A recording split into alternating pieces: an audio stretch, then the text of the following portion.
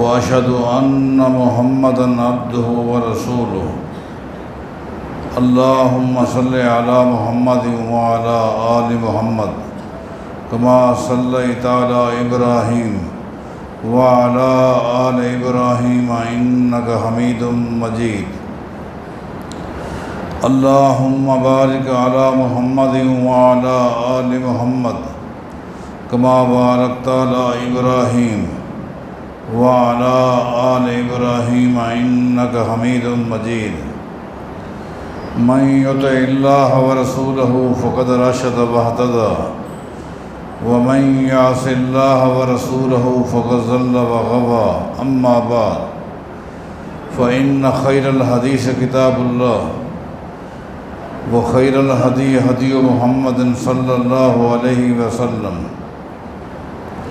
وشر الأمور محدثاتها وكل محدثة بدعة وكل بدعة ضلالة وكل ضلالة في النار أعوذ بالله من الشيطان الرجيم بسم الله الرحمن الرحيم وقرن في بيوتكن ولا تبرجن تبرج الجاهلية الأولى وأقمنا الصلاة وآتينا الزكاة وأطعنا الله ورسوله إنما يريد الله ليذهب عنكم الرجس أهل البيت ويطهركم تطهيرا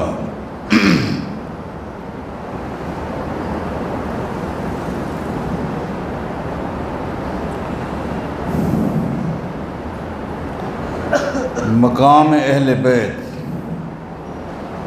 عظمت اہل بیت، شان اہل بیت، اس عنوان کو شروع کرنے لگا ہوں اور اس بات کو آپ ذہن نشین کر لیں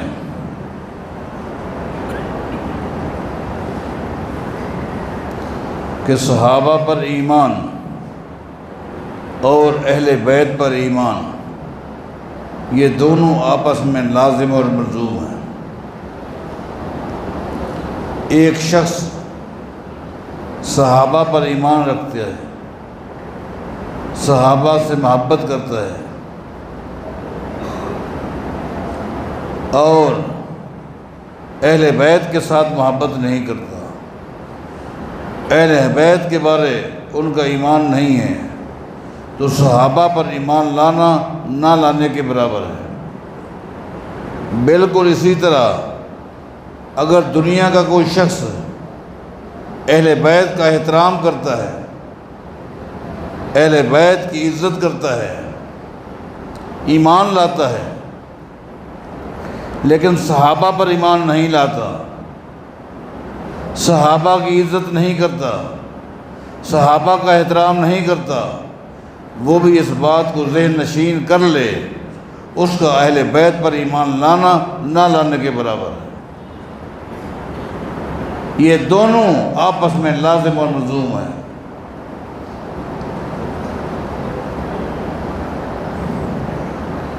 اس امت کی افضل ترین جماعت صحابہ اور صحابہ کرام میں ہی یہ اہل بیت ہیں جن کو صحابیت کا درجہ بھی حاصل ہے اور اہل بیت ہونے کا بھی شرف حاصل ہے۔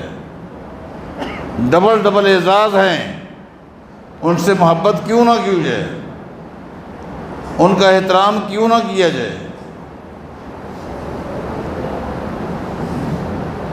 اس لیے آج اہل بیت کی عظمت اور مقام اور شان کو شروع کرنے لگا ہوں، اور جب تک اللہ تعالیٰ کی توفیق ہوگی دلائل کے ساتھ اس بات کو چلاتا رہوں گا۔ اہل بیت کے مقام کو بیان کرنے کے لیے میں نے صحیح مسلم کی اس مشہور حدیث کا انتخاب کیا ہے جس کو آپ حضرات اکثر اہل علم سے سنتے رہتے ہیں۔ بڑی مشہور حدیث ہے، بعض اہل علم اس کے حدیث غدیر کہتے ہیں۔ یہ حدیث در حقیقت نبی علیہ الصلوۃ والسلام کی زندگی کا ایک تاریخی اور بلیغ خطبہ ہے، اور یہ خطبہ نبی علیہ السلام نے مکہ اور مدینہ کے درمیان ایک وادی ہے غدیر خم کے نام سے، اس مقام پر نبی علیہ السلام نے پڑاؤ ڈالا۔ صحابہ آپ کے ساتھ تھے، اور وہاں نبی علیہ الصلوۃ والسلام نے صحابہ کے سامنے یہ بلیغ خطبہ ارشاد فرمایا۔ اس خطبے کو امام مسلم رحمہ اللہ اپنی صحیح مسلم میں لائے ہیں۔ اس حدیث کے راوی زید بن ارقم ہیں رضی اللہ عنہ۔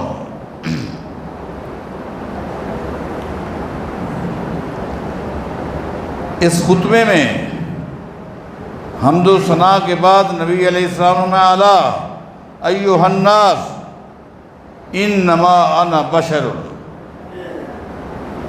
الا ایھا الناس انما انا بشر۔ پہلا مسئلہ آپ نے بیان کیا، لوگو نوٹ کر لو، میں ایک بشر ہوں، بحیثیت بشر کے تم میں اور مجھ میں کوئی فرق نہیں۔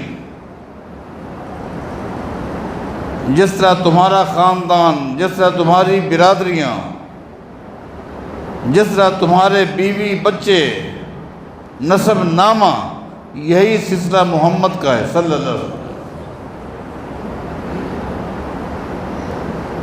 تم کھاتے پیتے ہو، میں بھی کھاتا پیتا ہوں، خوشی غمی تمہارے ساتھ ہے، میرے ساتھ بھی ہے۔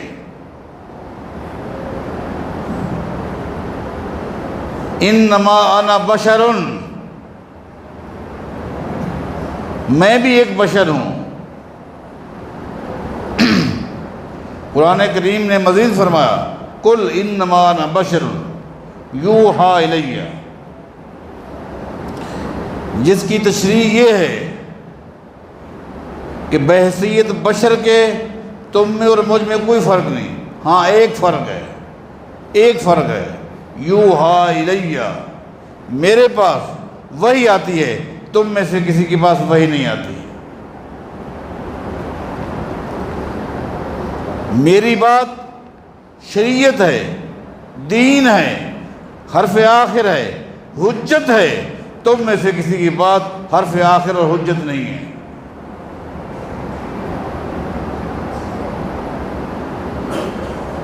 اس کی تشریح یہ ہے، دنیا کا جو شخص نبی علیہ الصلوۃ والسلام کی بات پر ایمان لاتا ہے وہ دائرہ اسلام میں ہے، نہیں لاتا اسلام سے خارج ہو جاتا ہے۔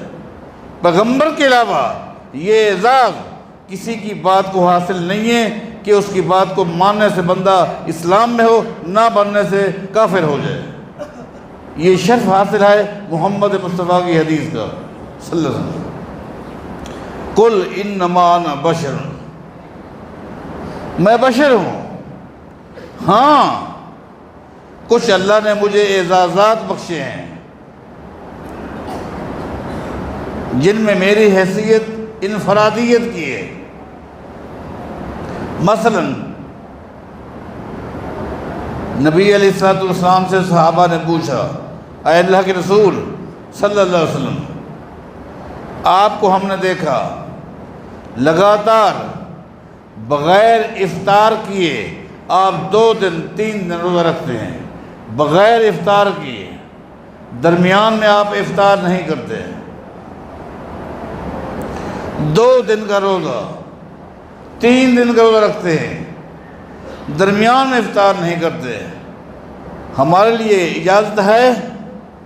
نبی علیہ السلام میں ایکم مثلی، فرمایا تم میں اور مجھ میں ایک فرق ہے، تم نہیں رکھ سکتے یہ وصالی روزہ، تم نہیں رکھ سکتے۔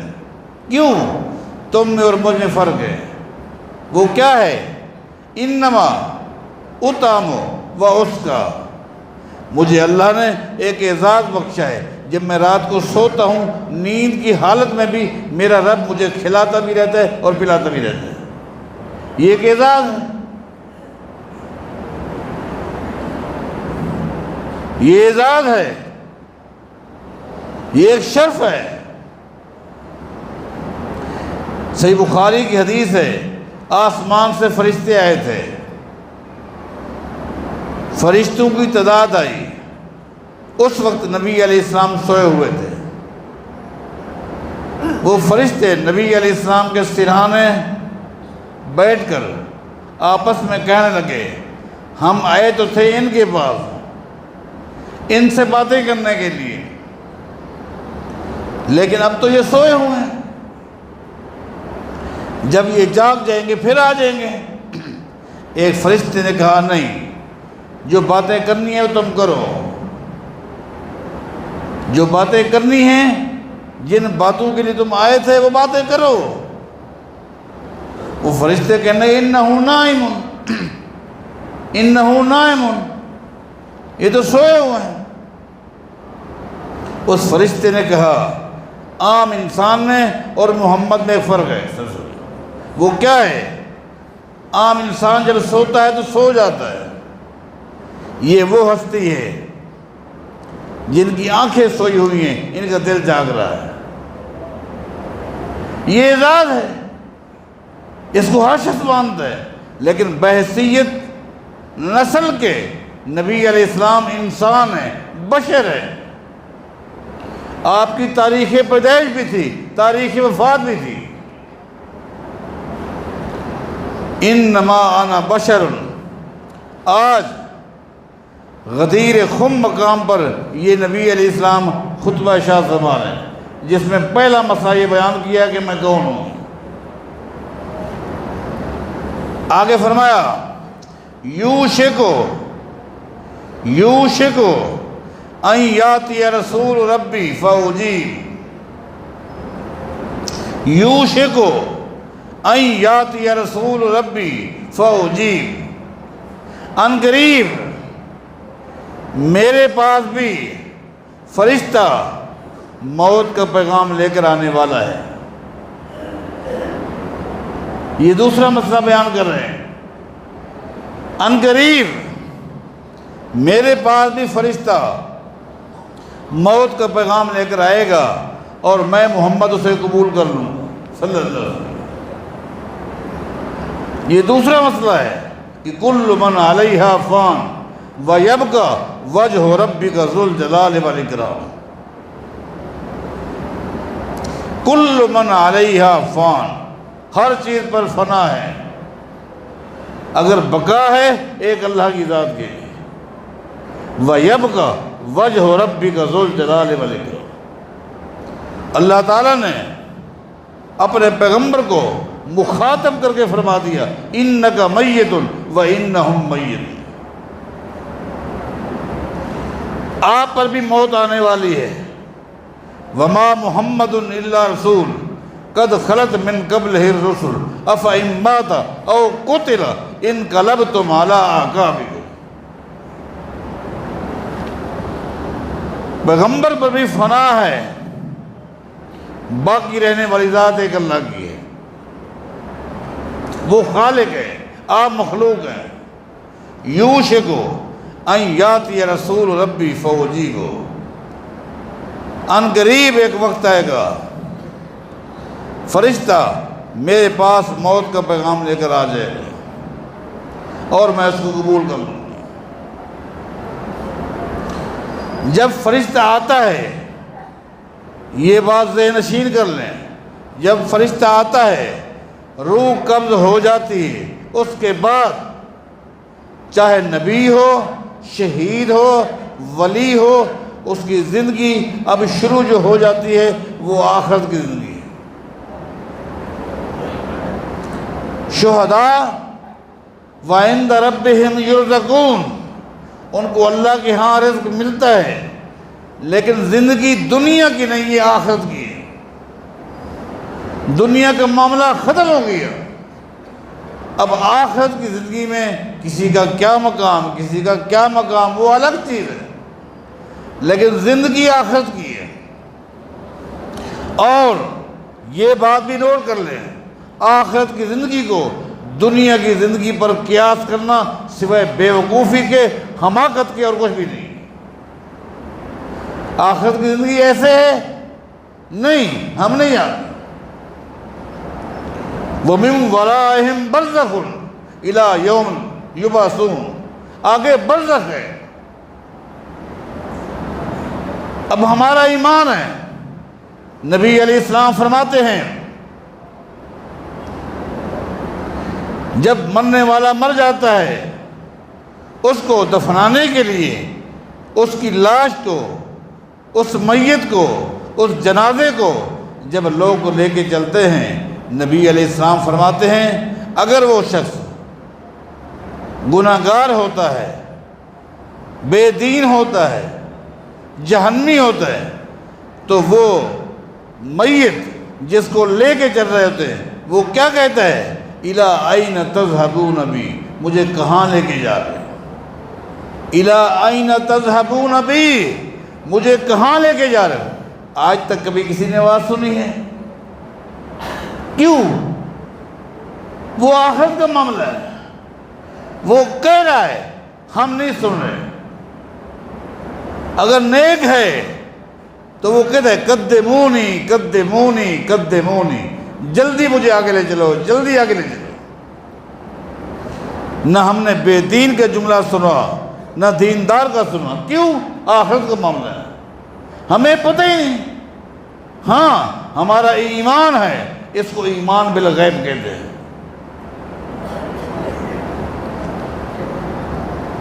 وہ کہہ رہا ہے فرشتے حساب و کتاب کے لیے اس انسان کو اٹھا کر بٹھاتے ہیں۔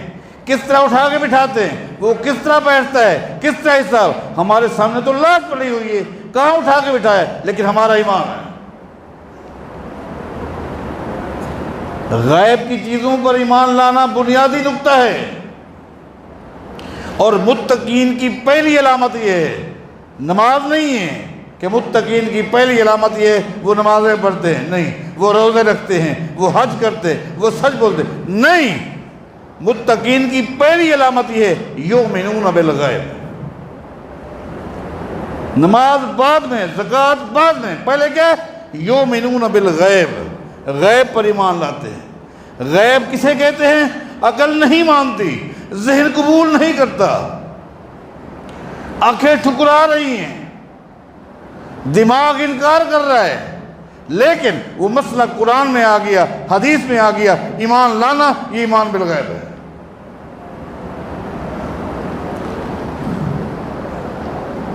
آخرت کا معاملہ، آخرت کی زندگی کو جس نے دنیا کی زندگی پر قیاس کیا وہ گمراہ ہو گیا۔ بہرحال نبی علیہ السلام فرماتے لوگو یوشکو ان یاتی رسول ربی فاجیبو، ان قریب فرشتہ آئے گا، موت کا پیغام لے کر میں قبول کر لوں گا۔ آگے فرمایا وَأَنَا تَارِكٌ فِيكُمْ ثَقَلَيْنِ، لوگو میں دنیا سے جا رہا ہوں اور تمہارے درمیان دو چیزیں چھوڑ کے جا رہا ہوں، تمہارے درمیان دو چیزیں چھوڑ کے جا رہا ہوں۔ اولہما کتاب اللہ، اولہما کتاب اللہ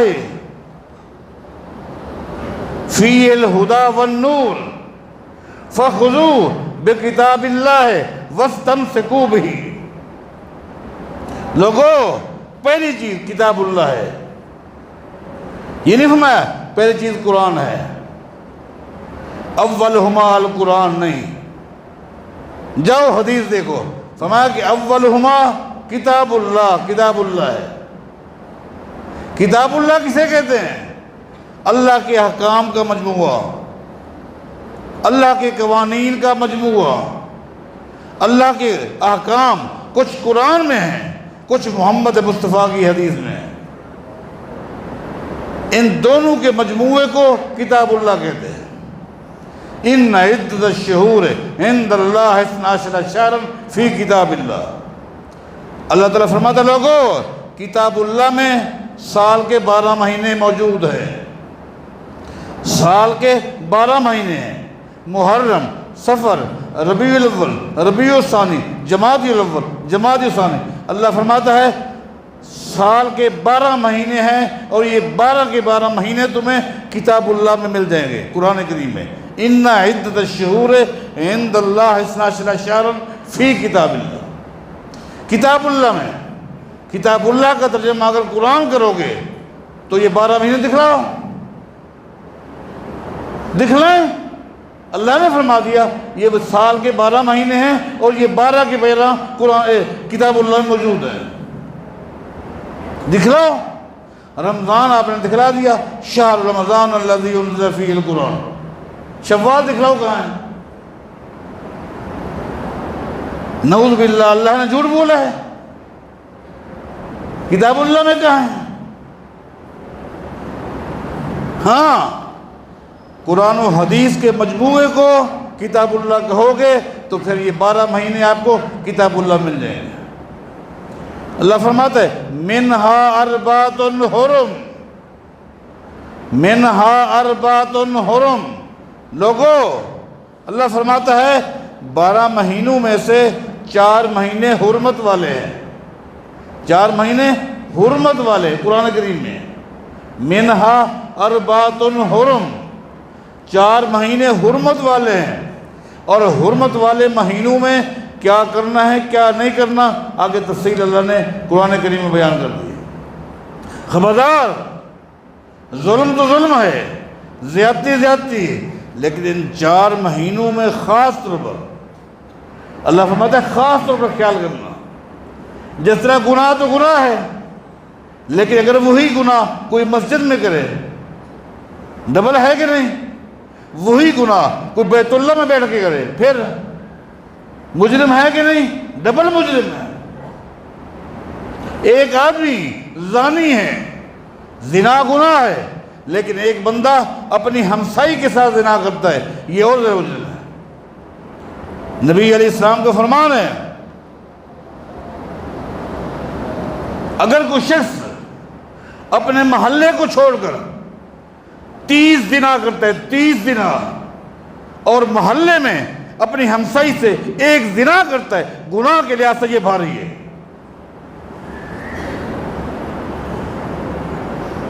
تو ظلم ظلم ہے، لیکن اللہ فرماتا ہے خاص طور پر منہا اربعۃ حرم۔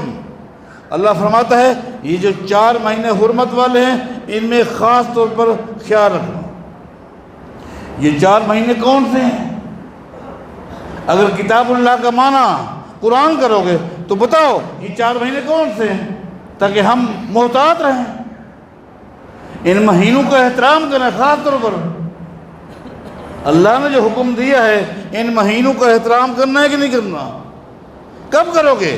جب پتہ چلے گا کہ یہ 4 مہینے کون سے ہیں، کہیں بھی نہیں۔ ہاں قرآن کریم کے ساتھ حدیث کو ملاؤ گے اور قرآن و حدیث کے مجموعے کو کتاب اللہ کہو گے تو پھر یہ 4 مہینے بھی آپ کو مل جائیں گے۔ لہذا فرمایا کہ اولہما کتاب اللہ۔ لوگوں پہلی چیز جو تمہیں دے کے جا رہا ہوں وہ کتاب اللہ ہے، کتاب اور حکمت ہے۔ ہر نبی کو اللہ نے یہ 2 چیزیں دی ہیں، ایک کتاب اور ایک حکمت۔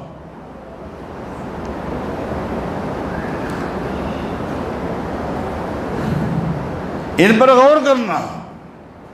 فحصہ، زید بن ارقم کہتے ہیں، آگے حدیث کے الفاظ ہے، فرماتے فحصہ علی کتاب اللہ ورغب فیہ۔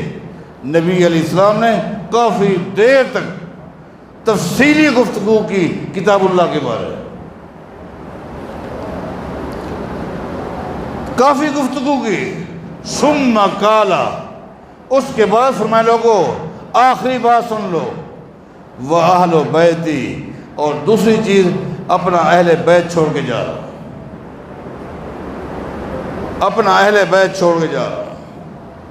آگے فرما لوگو اذکرکم اللہ فی اہل بیتی، لوگو میں اپنے اہل بیت کے بارے تم لوگوں کو اللہ کا واسطہ دیتا ہوں۔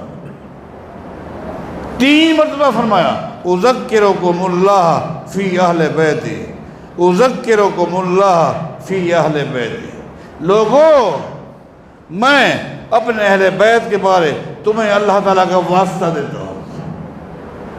ان کو دکھ نہیں پہنچانا، ان کو تکلیف نہیں پہنچانی، ان کی بے ادبی نہیں کرنی، ان کی گستاخی نہیں کرنی، ان کا جو مقام ہے اہل بیت کا وہ مقام ان کو دینا۔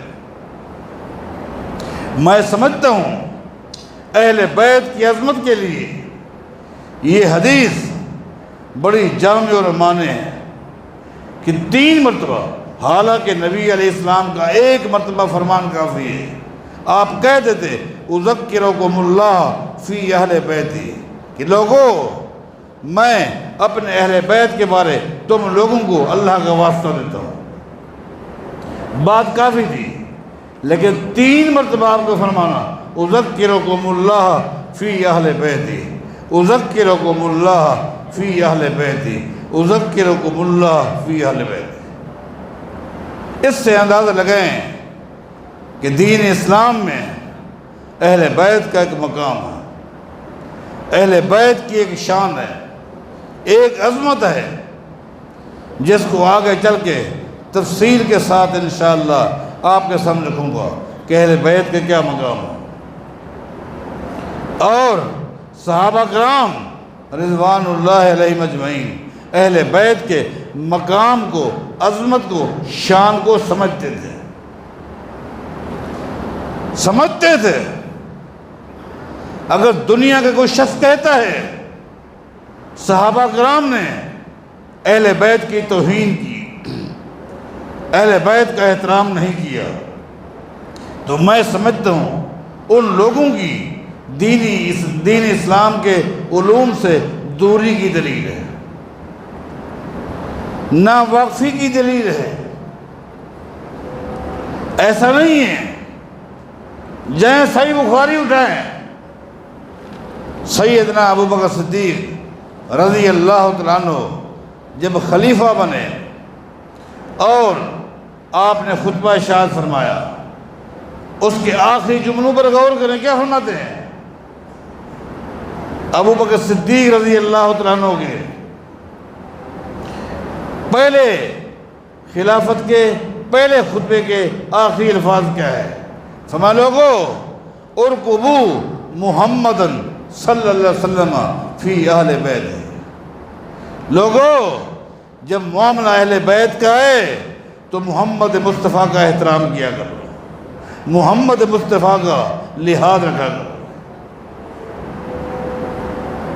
محمد مصطفیٰ کا لحاظ رکھا کرو۔ کون کہہ رہے ہیں؟ ابو بکر صدیق رضی اللہ عنہ، وہ احترام کرتے تھے، اس کا کوئی انکار نہیں کر سکتا، حد درجہ احترام کرتے تھے۔ نبی علیہ السلام کا فرمان ہے، اور آپ نے قرآن کریم کی آیت جو سورہ مومنون میں ہے اس کی تفسیر بیان کرتے ہوئے فرمایا تھا۔ وہ آیت کیا ہے؟ فَإِذَا نُفِخَ فِي الصُّورِ فَلَا أَنْسَابَ بَيْنَهُمْ يَوْمَئِذٍ وَلَا يَتَسَاءَلُونَ۔ اللہ تعالیٰ فرماتا ہے جب قیامت قائم ہو جائے گی، جب قیامت قائم ہو جائے گی، اب دنیا کے تعلق، دنیا کے رشتے ختم ہو جائیں گے، دنیا کا حوالہ نہیں چلے گا، کون کس کا بیٹا ہے، کون کس کا باپ ہے، کون کس کا سسر ہے، کون کس کا داماد ہے۔